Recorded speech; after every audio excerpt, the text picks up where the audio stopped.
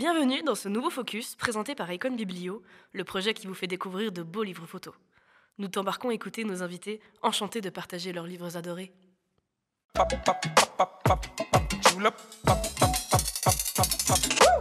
Pour cet épisode, nous partons à la rencontre de Patrick Chauvel, reporter et photographe de guerre. Sa carrière a commencé il y a 50 ans avec la guerre du Vietnam et se poursuit aujourd'hui en Ukraine. Nous vous laissons découvrir ce bel épisode d'Icon Biblio et nous vous souhaitons une belle écoute. Le livre photo, d'abord au début, je trouvais ça prétentieux. Sortir un bouquin, je voyais pas pourquoi je sortirais un livre. Je veux dire, il y avait d'autres guerres à faire, d'autres journalistes. C'est plutôt un truc de fin de carrière. Alors je sais qu'aujourd'hui c'est la tendance, il y a plein de jeunes photographes qui, après 2 mois en Ukraine, sortent un livre. Après 1 mois au Mali, ils sortent un bouquin. C'est une autre façon de voir les choses. Moi, je pense que notre métier, c'est l'art de l'effacement. On est là pour raconter l'histoire des autres, pas la nôtre. Et je trouve qu'aujourd'hui, la tendance narcissique est un peu trop développée chez les journalistes. Ils oublient que c'est pas eux le sujet. Il y a beaucoup de tweets. Je me suis engueulé avec plusieurs journalistes sur le terrain en disant: «Mais arrêtez de tweeter tout le temps, quoi». D'abord, ça nous met en danger, parce que quand vous êtes sur une position ukrainienne et que le type tweet pour draguer sa copine, pour lui montrer qu'il est courageux, ça donne exactement la position de l'endroit où on est. Peut-être des salauds, mais pas des imbéciles. Ils vont taper à ce moment-là. Donc ça rend les soldats ukrainiens nerveux, du coup ils nous bloquent à cause de quelques crétins qui veulent qu'on voit leur gueule sur internet, 24 heures sur 24. Ces gens-là sont dangereux et stupides. Donc pour moi, à l'époque, sortir un livre, quoi, parce que j'avais été au Vietnam, ça avait pas de sens. En plus, j'étais pas si bon que ça. Enfin, je faisais mon travail, mais j'apprenais. Comme j'ai jamais fait d'école de journalisme ni de photo, au début, c'était un petit peu chaotique, mes photos. Donc j'avais pas à sortir un livre, sur toutes les photos que j'avais ratées. Alors après, il y a des photographes qui ont sorti des livres exceptionnels. La plupart des livres photos que j'ai vus, les photos de guerre, sont très chiants. Ça n'a aucun intérêt. Commencez le livre, vous l'avez fini, vous le refermez, 3 minutes après, vous ne vous souvenez de rien. C'est juste une série de doubles pages de match, quoi. Ça n'a aucun intérêt, il y a pas de progression. C'est juste: «Tu as vu comment je suis bon photographe, tu as vu comment je suis courageux», c'est très ennuyeux et ça raconte rien. Mais aussi une expo, c'est compliqué de faire une bonne expo. En général, vous rentrez, vous faites le tour, vous sortez et il s'est rien passé, quoi. Il y a rien de plus banal que la guerre. Je veux dire, il faut vraiment trouver un sens. La force des livres dont j'ai envie de parler, c'est qu'il y a un sens dans ces livres. Gilles Pérès, il est sur chacune de ces images, il y a plusieurs lectures. C'est pas juste le type qui tire, c'est aussi le mec en vélo derrière, la fenêtre ouverte avec la vieille. On peut lire à plusieurs endroits, sur plusieurs niveaux, il raconte l'histoire. C'est pas juste une photo plate. Et la plupart des livres, vous regardez, alors ou là, vous avez la page du milieu, qui coupe la gueule du type en plein parce que là, ça a vraiment aucun intérêt. Et voilà, le Telex Persan, le premier livre de Gilles, d'ailleurs, il avait eu le prix pour ce livre. C'est extraordinaire. Il raconte vraiment la révolution iranienne avec tous les aspects, y compris l'aspect qui continue pendant la révolution de la lutte des Kurdes. C'est un journaliste, photographe, artiste qui réfléchit et qui fait, mais c'est rare quand même de ce genre de bouquin. Donc en plus là, Gilles Pérez vient de sortir, Whatever You Say, Say Nothing. Bah, laisse tomber, on peut plus sortir de livre après. Tellement exceptionnel son bouquin. Moi je me rappelle dans le film Rapporteur de guerre, je l'interviewe à New York et je dis: Ouais. «Qu'est-ce que tu fais en ce moment?» et il me dit: «Je prépare un livre sur l'Irlande». Je dis: «Mais on s'en fout de l'Irlande, puis ça fait 30 ans que tu me dis ça». Il me dit: «Oui, mais on travaille pas que pour la presse» et il l'a sorti il y a 2 ans. Il me l'a envoyé, j'ai été obligé de prendre un diable pour le porter.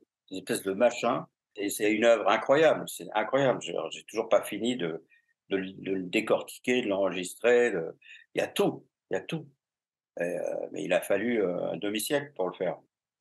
Donc OK, je vais peut-être m'y mettre aussi, mais c'est un tel travail, de il faut pas se tromper, on va en faire qu'un. Moi, je sors pas un livre à chaque reportage, hein. Donc voilà, Vietnam Inc., c'est absolument extraordinaire parce qu'il raconte le business de la guerre aussi derrière tout ça. Ça veut dire derrière les marchands d'armes, les intérêts politiques, avec des photos des civils et des gens qui souffrent. Donc c'est un mélange. Donc voilà, ça c'est un livre construit qui va au-delà de juste l'image, quoi. Alors ça, c'est le premier livre de Gilles qui est, exceptionnel parce que là, ne serait-ce que sur la couverture, vous avez déjà plusieurs lectures, plusieurs photos dans la photo, quoi. C'est ça la force de Gilles, quoi. Il y a jamais une seule lecture, et tout le livre est comme ça avec des informations, avec une mise en page, parfaite où les photos se renvoient, les unes aux autres à chaque fois. Enfin bref, c'est tout simplement un livre intelligent, quoi, et c'est écrit, c'est tous les échanges de téléx entre Gilles et l'agence ou le journal pour lequel il travaille, quoi. À chaque fois, il y a tous les d'abord, il y a le memento, ça aussi, c'est-à-dire qu'il y a un rappel de l'histoire de 1919 à 81. C'est-à-dire toute l'histoire du livre est racontée, tout l'historique est raconté dès le début. C'est aussi un travail de journaliste. Voilà, c'est pas qu'un livre photo. Et ensuite, les échanges entre le photographe et son média par téléx, par rapport au film qu'il a envoyé au fur et à mesure, avec une progression et une mise en page géniale où les photos se répondent. En fait, c'est un peu les prémices de tous ces livres qui vont suivre, quoi. Et là, il m'a fait une assez belle dédicace, à l'époque. Abba Chauvel, Patrick, je t'emmerde, je t'adore, Gilles. Parce qu'en fait, les Iraniens criaient tout le temps Makba France, Makba États-Unis, ce qui veut dire abat la France, mort à la France. Donc il a repris le terme, des manifestants contre moi. Et c'est un Gilles, c'est un ami. Donc on a eu beaucoup de discussions, sur la façon dont on travaille. Et en fait, il est très sensible et quelquefois il a des flashs sur ce qu'il a vu. Et il m'avait demandé si moi je rêvais. Je lui ai dit non. Et il essayait de comprendre la différence, pourquoi moi je rêvais et pas lui, et lui il rêvait et pas moi. Et en fait, il m'a dit: «Ouais, mais toi tu photographies les combats. Moi je photographie plus les un peu les combats, mais les réfugiés, les mouvements de foule, donc les victimes en fait. Moi il m'a dit: «Toi tu es plus un photographe de combat et moi je suis un journaliste de guerre», il disait. Mais moi c'est vrai que je photographie souvent les soldats à l'offensive, moins les blessés et les morts. Je suis avec des gens qui avancent et pas des gens qui subissent. Donc, ça me touche différemment. C'est beaucoup plus facile aujourd'hui. Il fallait faire la mise au point, il fallait prendre sa lumière avec une cellule et au Vietnam, par exemple, on partait, je sais pas, 15 jours en opération dans la jungle et moi j'avais 3 films. J'avais pas assez de fric pour en avoir plus. Donc à un moment donné, il me reste 3 vues, quoi, et encore 3 jours de patrouille. Je fais quoi? À quel moment je fais la photo? Et puis à 4 heures de l'après-midi, je fais plus de photos. Parce qu'à 4 heures de l'après-midi, dans la jungle, il fait presque nuit. Et je vais pas faire du flash pendant les combats, hein. Alors qu'aujourd'hui, j'ai vu des gens faire plus de photos en une manif à Paris que moi en 5 ans au Vietnam. Des types, ils sont capables de faire 2000 photos sur une manif, d'effacer, toutes les mauvaises, d'en garder 10 et de les corriger encore et de les envoyer instantanément. Donc, ils peuvent corriger les couleurs, même une photo floue peut devenir nette. D'un seul coup, il y a un poteau qui gêne, ils le virent. Enfin, nous, on ne peut pas faire ça. Et en plus, je ne savais même pas si mes photos étaient bonnes. Je les envoyais et c'était une semaine ou 10 jours après qu'on m'annonçait, les photos qui avaient été publiées ou pas. J'en savais rien. Quelquefois, j'apprenais que j'étais surex et j'étais obligé de resserrer le ressort de mon Leica avec un petit tournevis parce qu'en fait, les vitesses étaient un peu off et le ressort s'était distordu et donc j'étais surex. Quand je croyais être au 250e, j'étais au 125e. Et quand on voulait savoir qui étaient les bons photographes à Sigma, il fallait pas regarder les publications, il fallait demander au labo, le mec qui faisait les tirages. C'est lui qui a rattrapé les mauvaises photos et qui disait: «Lui, ses négatifs sont parfaits». Strobel, on dirait un damier de jeu d'échecs. Il y en a des photos toutes noires, il y en a des toutes blanches. Chaque fois que je rentrais, il me disait: «Alors, je me suis amélioré?» Il me disait: «Oui, mais tu me dois quand même 2 déjeuners». Aujourd'hui, vous voyez votre résultat tout de suite, instantanément. En plus, l'appareil fait tout. Et sur la position P, c'est-à-dire la position professionnelle, comme on appelle ça, où l'appareil fait absolument tout. Donc je peux jeter mon Canon en l'air, il retombe, j'ai 2 doubles en match. C'est quand même ça a rien à voir. Rien à voir. Un type qui a jamais fait d'image de sa vie, peut faire un reportage. C'est toute la différence et on peut faire des milliers de photos, c'est quand même dingue. Je veux dire, avant, je me trimballais avec mes films dans mon sac qui craignaient la chaleur, l'humidité, le froid. Après, il fallait trouver un passager et quand il y avait pas d'avion au Salvador, j'avais pris un cheval pour envoyer mes photos. Enfin, c'est aujourd'hui, c'est quand même simple. Ce qu'a Goran, par exemple, la une de son livre, on voit le soldat américain qui est touché par un contre-tir, il a 10 photos. Ça aurait été impossible à l'époque de faire 10 photos aussi vite. Il faut un moteur pour ça et il y avait pas de moteur, moi, quand je travaillais. Il y a quand même eu un changement, c'est-à-dire qu'avec l'augmentation, c'est inversement proportionnel, en fait. La qualité du matériel monte, ce qui fait que la qualité des reporters descend. C'est-à-dire que d'un seul coup, il y a beaucoup plus de wannabe photographers que de vrais photographes, en fait. Et puis en plus, maintenant, on va passer à la caméra avec l'arrêt sur image, je pense.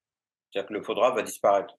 Ça va être le caméraman qui travaille aussi pour les journaux et on arrête et on cherche et on trouve la parfaite image et on la sort.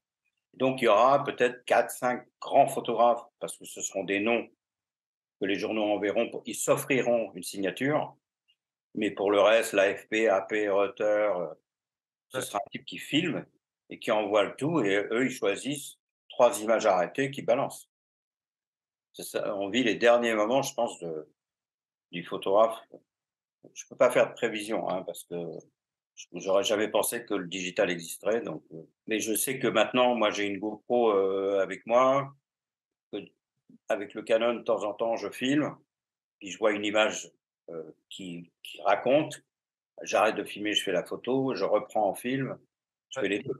D'ailleurs, c'est le seul moyen pour moi de gagner ma vie, c'est-à-dire de faire des articles écrits, de faire des photos et de faire des images pour les différentes télévisions. L'ensemble fait que j'arrive à m'en sortir. Si je faisais que de la photo, je m'en sortirais pas. Là, Paris Match m'a envoyé la dernière fois pour faire parce que je devais faire un papier et les photos.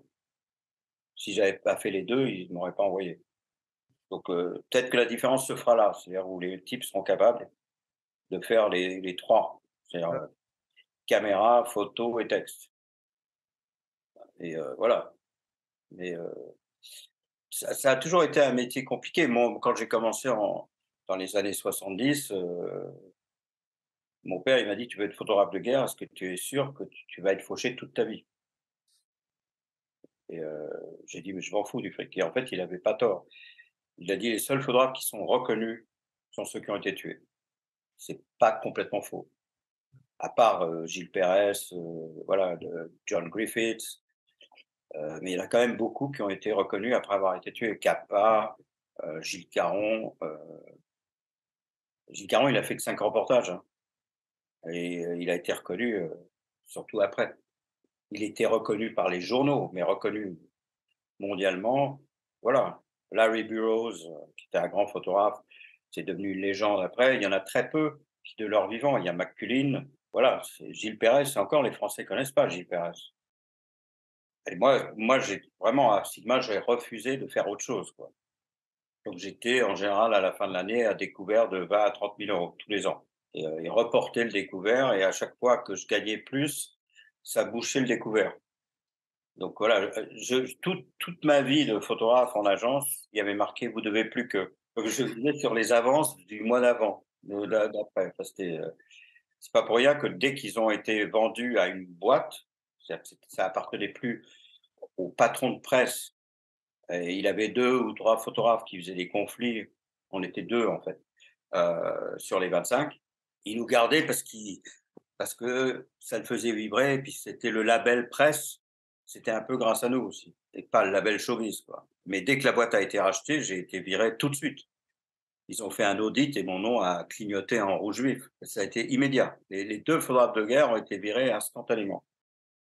Un soldat américain m'a demandé une fois, en Afghanistan, il m'a dit: «Dis donc, pour te mettre dans cette merde, tu dois être sacrément bien payé». Quand je lui ai expliqué qu'on perdait de l'argent, il a appelé ses copains, il a dit: «On a un idiot avec nous. Bah, de toute façon, on fait pas ça pour le fric. Personne ne paiera assez, d'argent pour me faire traverser une place sous les tirs d'une mitrailleuse, hein. Et ou je le fais, ou je le fais pas». Lui, c'est vraiment un essai sur la guerre du Vietnam. C'est-à-dire qu'il va plus loin que juste les photos, hein, il réfléchit. C'était considéré pendant très longtemps le meilleur de tous les livres sur la guerre du Vietnam. En écrit, il y a Putain de mort de Michael Hare et avec peut-être, The Cat from Hue, le chat de Hue, où c'est le journaliste américain qui, planqué à cause des combats, se retrouve seul avec un chat et heu et voilà, et il prend ce chat comme témoin de tout ce qu'il voit. Ça, c'est assez extraordinaire, mais John Griffiths, oui, c'est un grand photographe, quoi. C'est ça, une facture.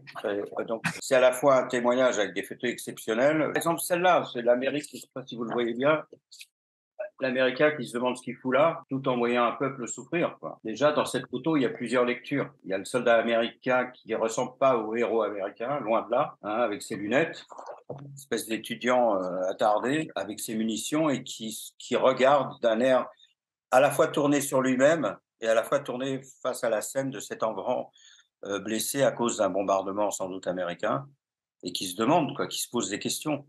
Déjà, rien que dans cette image, il y a tout. On voit le prisonnier vietnamien face aux Américains, totalement démuni. Et pareil, on voit la question posée dans le regard du soldat américain face à ce type qui a l'air d'avoir 14 ans et qui est en fait un ennemi redoutable. Faut pas oublier que la guerre du Vietnam était une guerre civile, hein. On dit toujours les Américains au Vietnam, mais il ne faut pas oublier qu'avec les Américains, il y avait l'armée sud-vietnamienne quand même. Et moi, j'ai vu beaucoup de soldats sud-vietnamiens qui n'avaient pas du tout envie d'être communistes et qui ont toujours pas envie, ceux qui ont survécu. Donc, c'était une guerre civile avec l'appui américain, tout simplement. Elles sont toutes bonnes, les photos, c'est ça le problème. Le livre Vietnam Inc. avait le même but que les Nord-Vietnamiens, c'est-à-dire que la guerre s'arrête. Ce livre a eu un gros impact sur l'opinion américaine. Il a montré une certaine réalité de la guerre avec ces soldats américains qui doutent aussi sur les images, les enfants, les femmes blessées. Il n'a pas montré que les combats.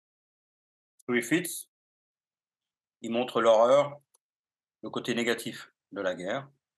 Les Nord-Vietnamiens, ils montrent le côté glorieux et romantique de la guerre, parce qu'ils ont besoin de donner du courage à leurs hommes et de leur faire croire. Mais le but final est de gagner, c'est-à-dire la fin de la guerre aussi. Des deux côtés, ils veulent la fin de la guerre. Il y en a un qui montre les horreurs pour que les Américains se retirent, et donc là, ça signifie la fin de la guerre. Et de l'autre côté, ils glorifient la guerre avec beaucoup de photos style propagande, même s'ils ont eu plus de 200 photographes tués sur le terrain. C'est de la propagande, mais sur le front. C'est-à-dire que le soldat qui court à côté, qui monte au front, va monter avec un drapeau et sourire au photographe, mais il est quand même au front. J'avais demandé à un des photographes vietnamiens: «Mais pourquoi le type sourit?» C'est quand même débile, et il m'a dit: «Il sourit parce qu'il n'a pas vu sa famille depuis un an et qu'il a l'espoir que ce sera dans le journal, La Pravda et que sa famille va le voir, et pour les rassurer, il sourit, pour pas qu'ils aient peur, pour montrer qu'il va bien». Et ces photographes nord-vietnamiens, donc je les ai rencontrés totalement par hasard parce qu'en fait, j'étais invité par le Centre culturel français d'Hanoï pour parler de la guerre, et du coup, les Vietnamiens m'ont invité à parler aussi, dans un amphi avec des militaires et des civils, et ils ont invité les photographes vietnamiens, les nord-vietnamiens sont venus, quoi, et j'ai demandé à les rencontrer parce qu'on parlait souvent d'eux, quand on était là-bas, on voyait les bombardements quand on était avec les soldats américains, on voyait les bombardements sur les positions nord-vietnamiennes au napalm, et en étant à 1 kilomètre juste avant l'assaut, on manquait d'air. Là, le napalm brûle l'oxygène, en fait, donc même à 1 kilomètre, vous avez d'un seul coup du mal à respirer, et on se demandait comment quelqu'un pouvait survivre à un bombardement pareil, et du coup, on disait: «Mais s'il y a des photographes là-bas, de ce côté-là, ça doit être terrible». Et donc quelquefois à Saigon, on buvait une bière en disant à ceux du Nord, à nos camarades du Nord, et en fait, je les ai rencontrés et ils m'ont proposé j'ai demandé à voir leurs photos. Et là, j'ai découvert des photos extraordinaires, mais extraordinaires.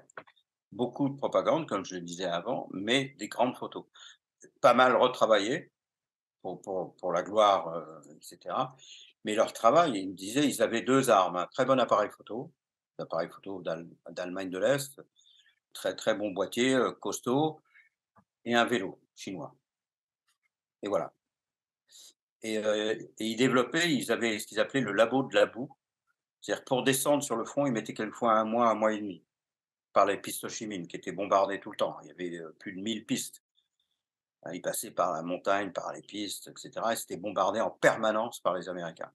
Il y a des régiments entiers qui ont disparu, totalement, qui ont été tellement annulés par les B-52 que la jungle a repoussé dessus et c'est fini donc c'était très compliqué et quand ils revenaient, comme ils avaient une chance sur 2 d'être tués, ils voulaient sauvegarder le témoignage.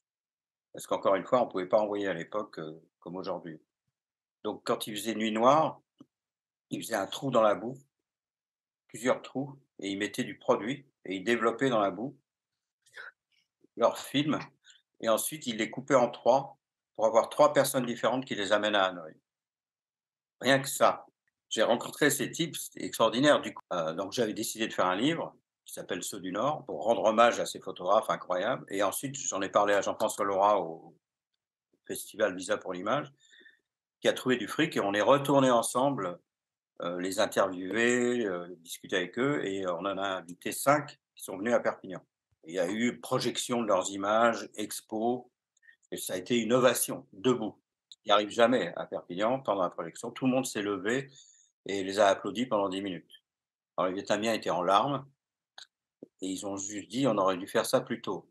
«Mais c'est de votre faute, vous avez ce rideau de fer là». Le problème, c'est qu'on n'avait jamais vu leurs photos parce qu'elles étaient publiées où? À Berlin-Est, à Moscou et à Prague, à l'époque. Donc on les voyait pas, nous. Et quand le mur est tombé, tout le monde s'en foutait de la guerre du Vietnam, c'était fini. Donc voilà, d'un seul coup, on a redonné vie à leurs images, à leurs témoignages et j'avais invité, Don McCullin. On a fait un déjeuner avec les Nord-Vietnamiens et McCullin, il se posait cette question avec cette photo qu'il a faite, qui avait créé une petite polémique, où on voit un cadavre, de Viet Cong, qui est tué à huée et à côté, il y a son portefeuille ouvert avec la photo d'une fille et une lettre et en fait, il avait été accusé, d'avoir un peu ouvert, le truc et de fait la photo composée, quoi et ça le gênait.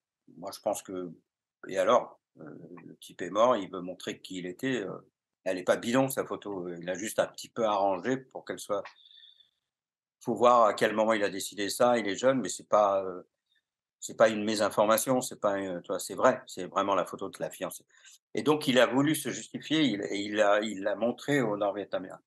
Ils continuaient à parler entre eux sans prêter attention à cette photo et Macaulay, on sentait qu'il avait vraiment envie, ça faisait partie de ses fantômes et à un moment donné, il a insisté, donc la traductrice a dit: «Mais il vous montre cette photo parce que, ça lui pose un problème» et en fait, les Vietnamiens regardaient la photo, ils essayaient de lire la lettre, en fait, pour savoir qui était le mort. Ils s'en foutaient de la photo. Ils voulaient savoir le nom du mort. Ouais, ouais. À un moment donné, Macaulay insistait un peu, il y en a un qui a dit: «Mais ouais, OK, vous êtes face à vos fantômes, on est là tous les 5, hein, donc tout va bien». Il a fait un flop, en fait. C'était un drame que pour lui. Mais c'est intéressant parce c'est un type ultra sensible, Don, qui se pose plein de questions aujourd'hui sur le pourquoi on a fait ça, est-ce que c'était utile de le faire? Et donc voilà, j'ai découvert des photographes, mais en fait, ils avaient le même but que Griffiths, que ça s'arrête, en fait. Et eux, c'était à travers, la gloire du combat, la justesse du combat et les Américains, c'était la question: «Qu'est-ce qu'on fout là?» Donc voilà, heu, le but était le même. Le mieux, c'est de partir pour un journal parce qu'ils payent les frais, parce que c'est cher l'Ukraine, hein. C'est pas cher d'aller à Kiev, faut y aller en bagnole, hein, ou BlaBlaCar, hein. C'est pas ça le problème, c'est que sur place, il vous faut un traducteur, donc ce qu'on appelle un fixeur et il faut une bagnole, parce que les distances sont grandes, hein, c'est le plus grand pays d'Europe et donc ça, c'est 400-350 $ par jour. Ça, c'est juste la voiture et le fixeur. Donc si vous partez, il faut rester au moins un mois. Vous avez qu'à faire le calcul, sans l'hôtel, sans la bouffe. Alors même si on habite chez l'habitant et qu'on mange pas beaucoup, c'est très, très cher. Ça vous fait du 10 000 € sur un mois. Vous Ouais. allez jamais vendre 10 000 € de photos, hein. Donc il faut partir pour un journal et moi je suis parti pour Match 2 fois, Paris Match, paye le fixeur, paye la voiture, paye l'hôtel, paye tout et en plus paye la publication. Mais en travaillant en indépendant, c'est hyper compliqué. Il y en a eu beaucoup qui sont venus au début parce qu'il y avait énormément de journalistes, il y en avait trop d'ailleurs. À Kiev, c'était facile d'accès et les combats étaient autour de Kiev ou dans Kiev, donc vous pouvez les faire à pied. Et ça a très vite changé. C'est pour ça qu'il y a beaucoup moins de monde. D'abord parce qu'il y a eu 32 journalistes tués, dont 8 dans l'exercice de leurs fonctions. Donc ça a un peu refroidi certains nouveaux venus qui n'avaient pas vu ça comme ça. Et ensuite le prix, tout simplement. Parce qu'à partir du moment où la guerre s'est déplacée dans le Donbass et dans le sud et au nord et à l'est, etc., il fallait des moyens beaucoup plus importants pour couvrir l'événement. Et du coup, bah voilà, il y a beaucoup moins de monde. J'essaye de repartir là, mais c'est compliqué. Il faut que je trouve un journal. C'est pas évident, hein. Paris Match et Le Monde, presque des équipes en permanence, hein. Bon, Le Monde, ils ont 2 journalistes et 2 photographes en permanence. Et Match, c'est pratiquement tous les mois, il y a une équipe qui part pour 10, 15 jours. Je suis parti 2 fois pour Match, à chaque fois, je suis parti 3 semaines. Match, ils font leur fric avec le showbiz, c'est ça leur vente. Et c'est justement ce qui leur permet de mettre, pratiquement à chaque sortie de match, il y a un reportage sérieux dedans, entouré par, des starlets, ou des histoires de faits divers, mais parce que voilà, si vous faites la une, de Match, ils l'ont fait d'ailleurs, hein, au début de la guerre en Ukraine, ils ont fait une avec les visages des jeunes femmes volontaires ukrainiennes, mais en général, c'est, une photo de guerre en une, les ventes vont plonger, quoi. Si vous mettez une star, ça monte. Voilà, il vaut mieux photographier DiCaprio que, Zelensky. Quoique Zelensky, il est pas loin du star system, mais c'est un ancien comédien, hein, donc il a bien compris le rôle de l'image dans tout ça. Faux, hein, la guerre en Ukraine, c'est pas qu'une guerre, sur le terrain. Les Russes, dès qu'ils peuvent flinguer un journaliste, ils le font, hein. Moi, je suis retourné, pour, Reporters sans frontières, parce que le fixeur, qui était à la fois un grand photographe ukrainien, mais qui avait besoin d'argent comme tous les photographes, je l'avais pris comme fixeur pour Paris Match. Donc j'étais parti faire les premières lignes et les premiers contacts sur la zone de contact dans le Donbass avec lui. C'était un photographe aguerri, ukrainien, qui s'appelait Max Levin. À un moment donné, on s'est séparés parce qu'il est parti, à Kiev. Quand il a appris que Kiev était attaqué, il voulait mettre sa famille à l'abri en priorité. Ensuite, on allait se rejoindre autour de Kiev, faire les combats autour de Kiev. Et il a disparu.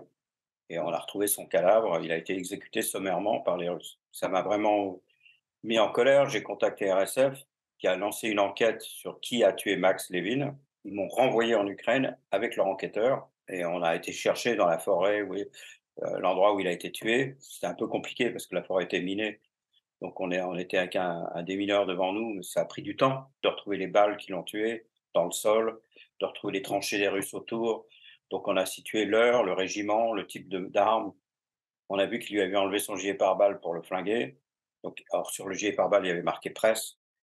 Vraiment une exécution sommaire. Il a pris une balle ici, et ensuite il est tombé, et il a pris 2 balles dans le crâne, au sol. Donc c'est vraiment flingué, exécuté. Un journaliste, puisqu'ils lui ont pris ses appareils photo, son gilet pare-balles avec marqué presse, donc il savait très bien ce qu'il faisait. Donc c'est aussi ça qui a refroidi d'autres, jeunes journalistes qui se disaient: «C'est pas loin, c'est en Europe pratiquement, on y va en bagnole à 4 et on va devenir des grands photographes». Pas aussi simple que ça. Mais chaque guerre qui dure révèle en général un journaliste. Sarajevo a révélé, Luc Delahaye, Ron Aviv, aussi, Christopher Morris. Voilà, d'un seul coup sont apparus des grands photographes. Et chaque conflit qui dure, s'il dure assez longtemps, il y a à un moment donné des talents qui sortent comme ça. Après, c'est ce qui reste qui compte. Il y a des gens qui deviennent des grands photographes sur un conflit, puis d'un seul coup, ils disparaissent. Parce qu'ils en ont marre de pas d'être fauchés, ou ils sont tués tout simplement, ou blessés, ou alors ils se marient, enfin, je sais pas. C'est une passion, c'est une façon de vivre. Au bout d'un certain temps, les raisons personnelles s'effacent devant la réalité des conflits. On finit par, à partir du moment où on se sent capable de le faire et de le faire bien, on a du coup une responsabilité qui est en rapport avec la qualité des images qu'on peut faire. Et on se dit que tant que je suis capable de le faire, il faut que je le fasse, parce que s'il n'y a pas de témoin, il n'y a pas de crime. Donc, alors effectivement, je pourrais poser les boîtiers, mais pour l'instant, c'était pas le moment. Comme dirait l'autre, c'est pas le moment d'arrêter de fumer. La guerre en Ukraine, c'est quand même un des plus gros conflits depuis la Deuxième Guerre mondiale. C'est pas le moment de poser les appareils, quoi. Voilà, les Ukrainiens ont besoin de nous. Enfin, on fait partie des choses importantes pour eux, c'est-à-dire le témoignage de ce qui se passe. Voilà, les Ukrainiens, par exemple, pour revenir à ce qui se passe aujourd'hui, ils ont beaucoup de mal avec la presse. Ils sont très disciplinés, c'est une véritable armée. Ils se méfient des journalistes et des informations, qui vont sortir, qui vont, faire découvrir aux Russes une position. Ils ont eu affaire à trop de journalistes. Ils ont été saturés par la presse et beaucoup de journalistes qui n'avaient pas d'expérience, donc qui comprenaient pas la différence entre le type qui vous donne une information pour votre protection, mais qui n'est pas à diffuser. Il va vous dire que là, il y a tel engin, telle mine, tel char, mais c'est pas une info, c'est une info personnelle. Et les gens, comme ils font des selfies, qui font des tweets, et cetera, ça a donné la position aux Russes. Ouais. Donc du coup, ils ont compris que les journalistes étaient, pas des professionnels, quoi. Donc là, ils sont dans une période de sélection, d'essayer de comprendre et c'est à force. Ouais. Voilà, moi, je commence à être pote avec des petits commandants qui me connaissent et qui finissent par dire: «OK, on va t'amener, dans la zone de contact, parce que toi, si tu vois un truc et qu'il faut pas le photographier ou en tout cas pas le diffuser, tu ne le feras pas, j'ai confiance». Pas, être à cette espèce de maladie à la recherche du scoop, quoi. Le scoop, ça peut vous arriver et c'est très bien, mais c'est pas le but. Le but, c'est de raconter l'histoire. On peut être le seul sur une histoire incroyable, mais c'est pas ce qu'on cherche.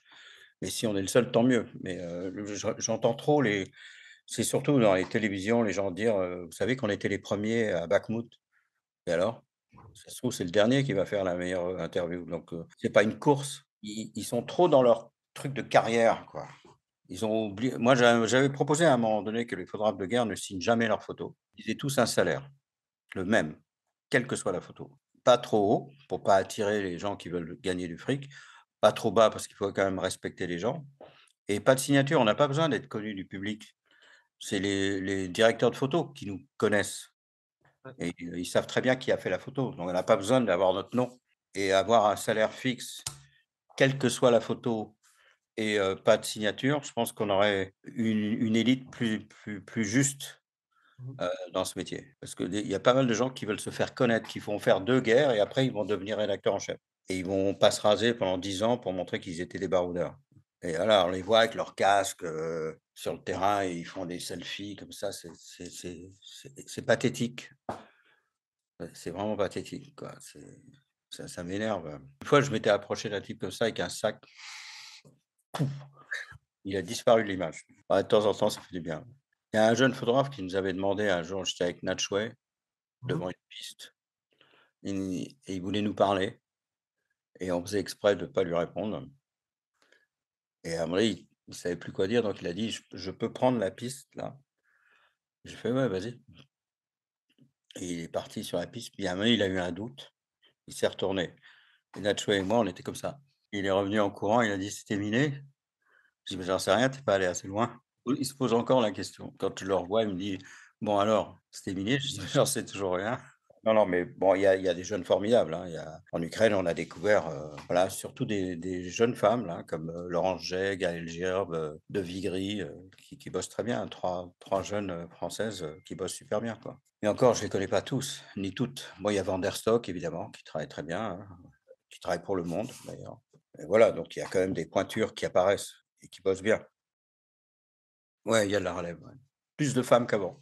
Catherine Leroy, Françoise de Muller, Dixie Chapelle, qui a été tuée au Vietnam d'ailleurs, elle. Catherine Leroy était incroyable. Elle avait juste un problème quand elle sautait en parachute. Elle tombait, 4 kilomètres plus loin que les soldats américains parce qu'elle pesait la moitié du poids. Donc Ouais. il passait une journée à la retrouver. Au deuxième saut, il l'avait lestée. Parce que ça, elle partait, elle arrivait une demi-heure après, quoi. Mais par exemple, il avait tellement de respect pour elle quand elle a été très gravement blessée, après cette fameuse photo qu'elle a fait sur la colline 881 du soldat américain qui écoute le cœur de son camarade et qui lève la tête effaré quand il a compris que son copain était mort avec un décor d'arbres, explosés derrière. Elle a reçu des éclats de mortier dans la poitrine et dans le bas du visage et elle était fauchée. Elle était photographe indépendante, et c'est les soldats américains de l'unité avec lesquels étaient les Marines qui ont filé une part de leur solde pour lui payer les opérations de chirurgie, tellement elle était respectée. Il l'a trouvée juste un peu malpolie. Elle jurait trop. Ouais, non, c'est une femme formidable. Elle est morte dans la pauvreté absolue à Los Angeles, abandonnée de tout le monde, méconnue. C'est terrible. D'ailleurs, je ne sais même pas si elle a fait un livre. Il n'y a pas de livre sur Catherine Leroy. Après, moi, j'ai choisi le livre de Goran Tomasevic parce que c'est C'est un Serbe incroyable. D'abord, il a un courage incroyable et surtout, il est une espèce de géant doux, très discret, très timide et qui fait, tranquillement, en passant totalement inaperçu, parce que peu de gens le connaissaient avant, son bouquin, des photos incroyables, incroyables. Alors lui, il pèse une tonne aussi, c'est un monstre. Bah, alors lui, c'est pas du tout le travail de Gilles, mais c'est vraiment un œil précis de sniper, lui. Il a toujours l'instant. Mais là aussi, on sent la différence de matériel utilisé. C'est-à-dire que Gilles travaille pratiquement toujours en argentique et au Leica, et lui, il travaille avec tout ce qu'il y a de plus rapide et de plus moderne. Je ne sais même pas quelle photo montrer, mais elles sont toutes démentes, démentes. Moi, je l'ai rencontré plusieurs fois, je l'ai croisé. C'est un type qui parle peu, mais on s'est pas mal parlé quand on était ensemble à Mossoul. Et Mossoul, c'était un des rares conflits où on a pu partir avec les troupes d'élite en première ligne, quoi. C'est-à-dire vraiment des combats maison par maison, étage par étage, pièce par pièce, avec les gens de Daesh qu'on pouvait entendre parler à la limite. C'était vraiment du contact. Et on n'avait pas trop de restrictions. Enfin, on s'est assez bien débrouillé, comme lui, pour être avec les troupes d'assaut, quoi. Ce qu'on n'arrive pas à faire en Ukraine pour l'instant. Et donc, évidemment, là, il y a une photo, je ne sais plus de quel photographe français, où il y a des gens, des civils qui regardent un match de foot à travers les trous d'une toile. On dirait à la mer. Donc là, ce n'est pas un match de foot, mais c'est un photographe très puissant, on va dire, très, très puissant. Bah, c'est un peu la photo d'avant, c'est-à-dire le reportage brut, quoi. Le reportage d'avant. Et puis, il y a la série du soldat américain. Bon, bah, voilà. Mais même ça, voilà, il est toujours à l'endroit. C'est presque l'opposé de Gilles. C'est du combat pur et dur, couleur. C'est important aussi d'avoir ce témoignage-là. C'est sans phare, sans. Puis il est toujours à hauteur d'homme, si je puis dire. Là, il est au niveau du sol avec eux. Là, il n'y a pas plusieurs lectures. C'est direct. C'est un autre style, mais j'aime bien. J'aime bien parce il est dédié à ce qu'il fait. Il sait se faire accepter. Il est très calme. Il rate rien. Rate rien, rien du tout. Et il est au contact, sans phare. Là, vous voyez l'éclat qui arrive juste à côté du type. Il fallait le saisir, ça, c'est le millième de seconde. Et voilà, il me dit que quand il a photographié le soldat américain qui reçoit un retour de tir, il était en caleçon. Parce qu'il dormait, en fait, avec eux quand il s'est passé quelque chose et il est sorti en caleçon. Il n'avait qu'une peur, c'est d'être tué en caleçon. Alors, il a choisi un format où la coupure au milieu du livre, ça passe, quoi. Et c'est souvent un problème, quand même. Moi, je pense qu'il faut utiliser un format italien, plutôt. C'est-à-dire vraiment, comme a fait Gilles dans Whatever You Say, Say Nothing. C'est le format italien, c'est une photo par page. Ouais, c'est très, très violent, hein, le livre de Goran, hein. Très violent. Mais en même temps, il s'agit bien de ça aussi. Donc, bah, je pense qu'il faut les deux. Ils complètent parfaitement Griffiths et Gilles, où d'un seul coup, il y a le reportage pur et dur, sans phare, avec des légendes d'agence, tout simplement. Il a un truc assez fort, c'est que les gens le regardent. Par exemple, ce type-là, il se tourne vers Goran, il le prend à témoin. Bah, d'un seul coup, on est avec eux, on est interpellé directement. Et là, il est vraiment, au moment où les types sont touchés, il est là, hein, parce que même le blessé, le type qui vient d'être touché, nous regarde. En restant le plus humble possible, on fait quand même un métier important, essentiel, hein. Après, finalement, le moyen de le faire, c'est pas très grave, quoi. Que ce soit en photo, en caméra, en texte ou en radio, l'essentiel, c'est qu'il y ait un témoin indépendant sur le terrain et c'est ce qu'on essaye de faire. Donc, moi, la photo, c'est un moyen comme un autre. Je suis un peu comme Goran, je ne parle pas de la qualité de ses photos, mais je suis un journaliste qui fait de la photo. Gilles Pérez, c'est un photographe qui fait du journalisme. C'est avant tout il y a de l'art chez lui, d'ailleurs, comme James Natchway. James Natchway, on a toujours eu cette discussion, on est très potes, on a travaillé ensemble beaucoup de fois, côte à côte. Et on peut travailler côte à côte parce qu'on n'a pas du tout la même approche. Donc nos photos ne vont pas se ressembler. Et les siennes, c'est de la merde et les miennes sont formidables. Mais donc voilà, mais on a une approche différente. C'est-à-dire que lui, il a vraiment un travail artistique pour toucher les gens. Moi, non. Moi, j'ai un travail de journaliste. Il y a même des fois où je vois que la photo va être trop belle, je la fais pas. Ah, je trouve que la différence, c'est que quand un photographe a énormément de talent, la photo parle beaucoup de lui. C'est quand même à travers son filtre d'artiste qu'on voit la photo. Donc ça raconte aussi qui il est. Moi, ça raconte pas moi, ça raconte ce qu'il y a devant, heu et ça, si la photo si la personne qui regarde la photo pourrait presque se mettre à ma place en se disant: J'aurais pu faire cette image, donc j'aurais pu être là, en fait». Je trouve que c'est plus fort. Si la photo est d'un seul coup, tellement extraordinaire avec toutes les qualités qu'il faut, j'ai l'impression, moi, qu'elle nous éloigne du sujet. Elle nous rapproche de l'artiste, mais elle nous éloigne un peu du sujet.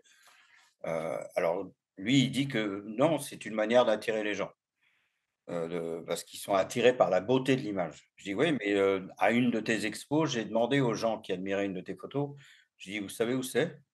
Donc ils étaient attirés par le côté plastique de l'image, mais ils n'avaient pas l'info. À un moment donné, il faudrait que l'image donne envie de lire la légende quand même. C'est un échange pour moi entre le texte et l'image. On n'est pas là pour choquer, parce que ça, les gens, ça les repousse, mais on n'est pas non plus là pour leur faire plaisir. On est là pour les interpeller de manière à ce qu'ils lisent l'article. Donc c'est un espèce d'équilibre, bon, enfin, c'est une discussion, bah, à la fin, c'est peut-être l'intérêt du livre, hein, c'est-à-dire qu'à un moment donné, un livre, ça se prend, ça se pose, ça se reprend, mais c'est souvent malheureusement après. C'est-à-dire que ça sert de témoignage pour l'histoire de l'homme, de l'humanité, ça n'arrêtera pas le conflit puisque c'est après. Pour Ouais. jusqu'à preuve du contraire, on n'a jamais arrêté un conflit avec des photos. On a compliqué l'agenda des politiques, ça c'est clair, hein. Les Américains au Vietnam, ça les a vraiment emmerdés d'avoir des images, des massacres, de la petite fille brûlée. Voilà, ça a compliqué l'agenda de Johnson. Mais ça l'a pas empêché de la faire la guerre. Il y a un film qui s'appelle Fogs of War.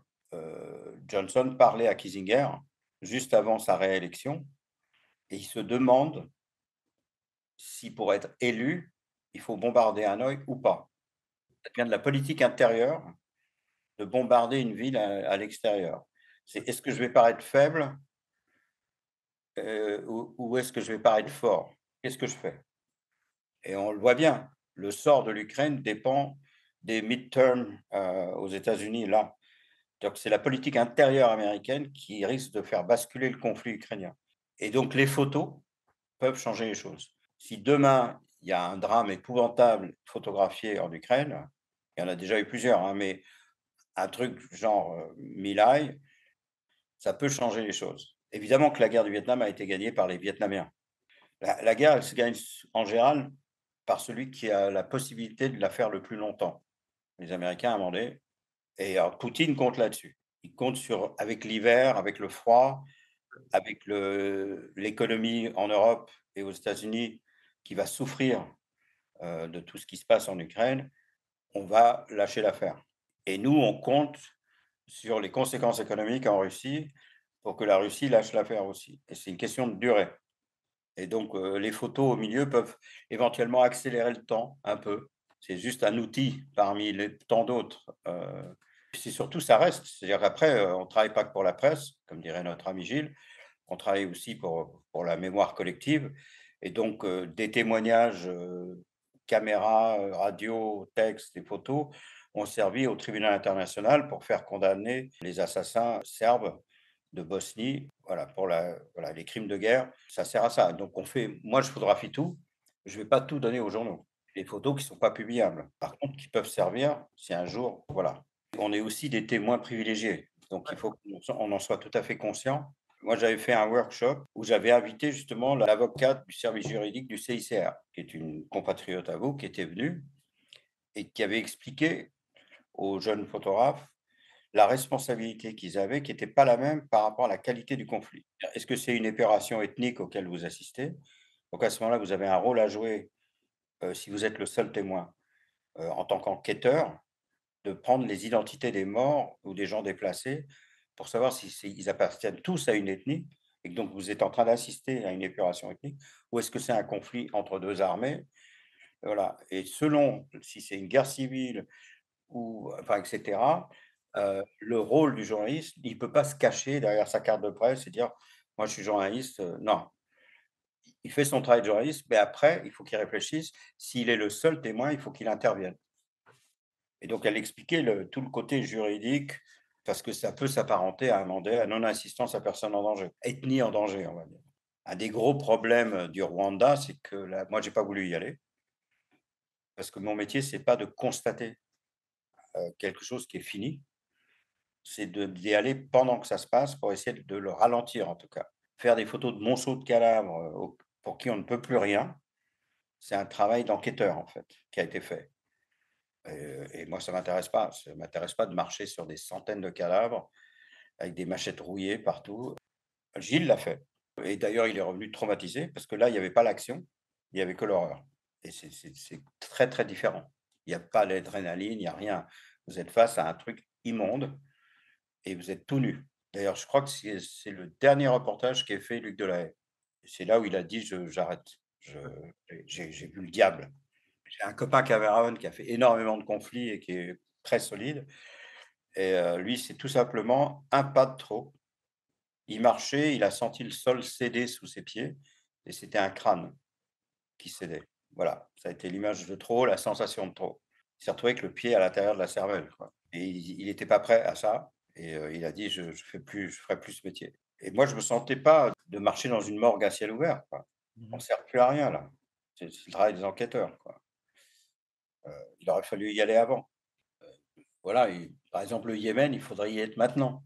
Sauf qu'on n'a pas accès. D'un côté, l'Arabie Saoudite, dont on connaît l'appréciation de la presse et en face, des mecs qui adoreraient nous mettre en pyjama orange et nous couper la tête, quoi, devant une caméra. Donc il y a des gens qui ont réussi à faire quelques photos en allant avec des ONG, sauf que si vous allez avec une ONG, vous devez obéir aux règles de l'ONG, sans ça, elle va être expulsée du pays et donc en général, c'est sur, 1 km², quoi. Vous n'avez pas le droit de sortir de votre rôle d'ONG, donc ça sert à rien. Donc c'est compliqué, hein, compliqué d'expliquer, aux jeunes fougueux, futurs photographes de ralentir parce qu'ils me disent: «Tu es gonflé toi, tu es parti au Vietnam», non, moi je chantais à tue-tête dans les hélicos, à fond la caisse, bien sûr, mais voilà, on avait 20 ans, quoi. Mais je lui ai dit: «À l'époque, on ne savait pas ce qu'on sait aujourd'hui, donc profitez-en». Mais en même temps, oui, il y a l'espèce de fougue au départ, quoi, quand on n'est pas journaliste, juste à la recherche d'une aventure, quoi.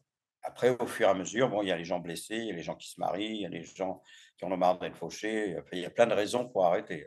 Ah, au fur et à mesure, il y a plus de raisons pour arrêter que pour continuer. Mais bon, c'est un métier extraordinaire, extraordinaire et on a l'illusion de penser que ça sert à quelque chose en plus.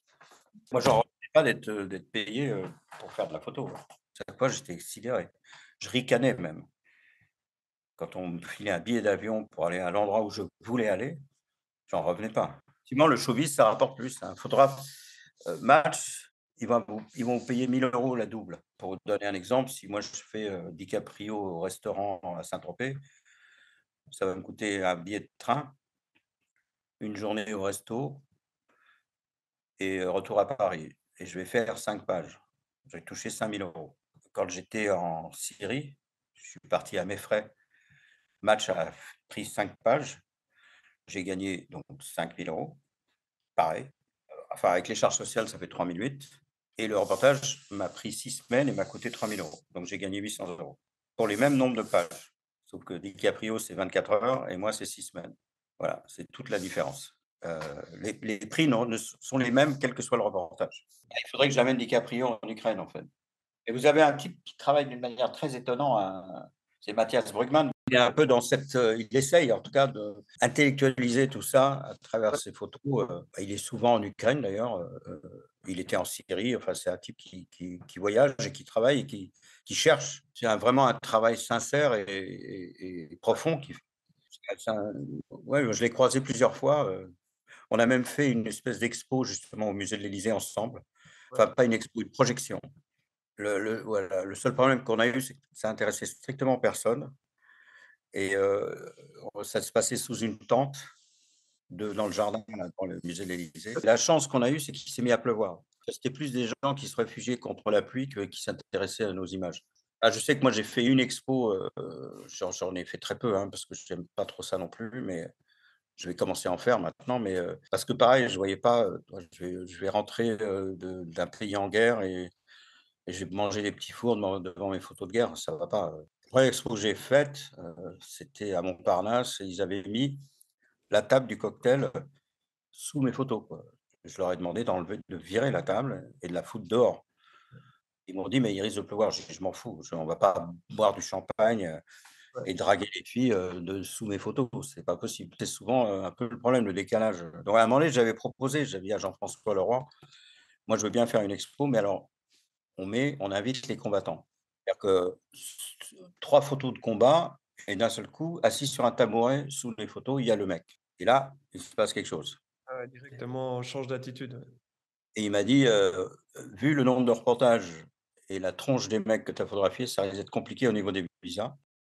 Anna, ma femme a remarqué, 2 réflexions, enfin une réflexion qui m'a plu, parce qu'il ne savait pas qui elle était par rapport aux photos. C'est qu'à un moment donné, après avoir vu mon expo, il y a un type qui a dit: «Mais c'est plusieurs photographes, en fait». Et il a dit: «Non, c'est un seul». Il dit: «Non, c'est pas possible, ça va de 68 à». Je pensais que c'était, puis, ou alors il disait: «Beh, il est mort». L'autre, c'est un type qui m'a demandé si faire ces photos, ça servait à quelque chose et j'avais une expo sur les 50 ans à Perpignan il y a 3 ans et en fait, j'avais la réponse, enfin, après 50 ans de reportage. Oui, ça sert à quelque chose parce que à côté de mon expo, à un moment donné, il y a une femme qui a demandé à un monsieur où étaient les toilettes et il a dit: «C'est juste après la guerre du Salvador, avant le Vietnam». Ça, c'est important quand même de Ouais, savoir qu'on sert à quelque chose, c'est rassurant. C'est des Suisses qui m'ont appelé un jour en disant: «Où sont vos images? On a regardé, vous êtes le photographe le plus ancien en longévité, pas forcément en âge, mais en longévité» et ça, c'était il y a 8 ans et ils ont dit en 2018, ça fera un demi-siècle de photos de guerre à flux continu sur vos archives. C'est un patrimoine. Donc j'ai dit: «Mes archives, elles sont, dans un placard, dans une boîte à chaussures, à Match, à Newsweek». Ils ont dit: «Mais ça, c'est inadmissible, il faut tout rassembler, tout légender, tout digitaliser, tout nettoyer et créer un fonds». On a fait un calcul, ça a pris 5 ans, ça a coûté une somme assez importante parce qu'il y a eu 3 employés, ouais, heu, dont la chef du projet qui est devenue photographe, qui s'appelle Gaëlle Girb, qui est en Ukraine en ce moment depuis, elle vit en Ukraine depuis 3 ans, qui est devenue photographe et qui, elle, s'est occupée de toutes mes archives, les légender, les digitaliser, enfin et cetera et on est à 380 000 photos, qui sont, logées au mémorial de Caen ouais, avec une expo permanente. Tout ça, c'est grâce aux financiers suisses qui ont dit: «C'est un patrimoine», et voilà, c'est un peu dommage, c'est pas les Français qui aient pensé, mais voilà ouais. et donc je vais de temps en temps les voir, ils ont financé tout le projet et ils sont prêts à financer, parce qu'ils aimeraient bien que je fasse un livre et ils sont prêts à financer le travail sur le livre. C'est juste moi qui ça va être beaucoup de boulot, c'est très chiant à faire. Rien que l'album d'RSF, c'était très dur parce qu'il y a 100 photos.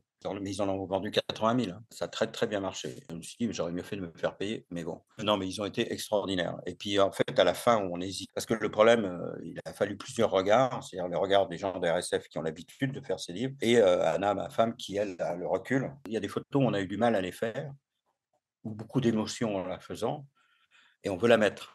Mais en fait, la photo est pas extraordinaire. C'est celui qui a fait la photo qui a envie qu'elle soit dedans et en fait, elle a pas d'intérêt. Vaut mieux avoir un regard extérieur, mais quand on a fait le livre, j'avais la moquette entière sur les 50 carrés de cette pièce, par terre, avec des petites photos, mais c'était, un truc à devenir dingue. J'avais l'impression que c'était quelqu'un d'autre qui avait fait ces photos. Il y en avait trop. Du coup, j'ai eu un moment de fatigue. D'un seul coup, je me suis dit: «Ah, attends, j'ai fait tout ça, quel âge j'ai, au fait?» Là, maintenant, ça fait 53 ans. J'étais le plus jeune avant. Maintenant, les mecs, c'est tout juste, ils me tiennent pas la porte ouverte: «Vas-y, attention, il y a 2 marches». Anna, elle travaille sur un documentaire. Pour l'instant, il fait 9 heures. Ouais, Elle a 1 500 heures de vidéos que j'ai fait moi, plus les photos, plus les témoignages, plus, enfin, c'est à chaque fois que je pars, il y a de nouveau, 10 heures de plus. oui, Là, je suis revenu d'Ukraine avec évidemment beaucoup de vidéos. Ça va être un film de 2 heures et demie ou 3 films de 2 heures. Le titre, c'est «Can I go with you?» Parce qu'en fait, j'ai en image cette séquence-là, où à un moment donné, je traverse dans le désert en Libye parce que la route est bombardée tout le temps et que les Libyens, les révoltés libyens se battent comme des branques. Ils sont tous entassés sur la même route avec les avions qui bombardent. Donc moi, j'ai coupé à travers le désert tout seul pour rejoindre une partie du front en me disant: «Personne va s'intéresser à un crétin dans le désert. Si le désert est pas miné, ça devrait le faire» et en fait, je filme avec un grand angle et je me fais allumer, je me fais tirer dessus. Donc je cours, je me mets derrière une butte. Au moment où une Jeep avec des rebelles, militaires se planque aussi et j'entends des départs de missiles qui vont nous arriver dessus et donc je pose la caméra à grand angle sur mon ventre et en espérant que ça ne se voit pas, je prends mon appareil sur le côté et je le passe au-dessus pour faire des photos hors cadre, en même temps que je filme. Sans le savoir, ça rentre dans le champ et du coup, il y a l'arrivée des missiles et on me voit appuyer et ensuite on a la publication. Mais on voit comment elle s'est faite. Qu'est-ce que le photographe a fait avant, pendant et après. Et à un moment donné, c'est pas du tout un bon endroit. Les mecs font revenir leur bagnole et je sens qu'ils vont fuir, que je vais me retrouver comme un con dans le désert et donc on voit ma main qui rentre et je leur dis: «Can I go with you?» et le mec fait: «OK» et j'ai passé tout le reportage avec eux. Donc ça montre parce que les gens souvent se disent: «Mais comment tu rentres en contact avec les mecs? Comment ça se passe sur le terrain?» C'est aussi ça, un des buts du film qui va être fait, c'est qu'on voit faire ma valise d'ici jusqu'à l'arrivée, on voit toute la progression. Avant le générique, il y a cette image de bombardement avec le photographe qui dit: «Can I go with you?» Dans ça, sur mon casque, j'ai écrit SSDD, Same shit, different day. En fait, c'est les mêmes photos, hein. Les civils qui meurent, les soldats qui meurent, et les politiciens, je sais plus qui disait ça. Les guerres sont déclarées par des gens qui se connaissent parfaitement, qui ont déjeuné, dîné ensemble. Biden a bu du champagne et a déjeuné avec Poutine plusieurs fois dans sa carrière, qui envoie des gens qui ne se sont jamais rencontrés, qui vont s'entretuer. Voilà. Kennedy disait: «C'est les vieux qui déclarent la guerre et c'est les jeunes qui meurent». Voilà, same shit, different day. Ce podcast touche déjà à sa fin. Vous pouvez retrouver les livres présentés ici sur notre page Instagram Icon Biblio, ainsi que notre format Focus, une capsule vidéo de cette interview. Merci pour votre écoute et à très bientôt.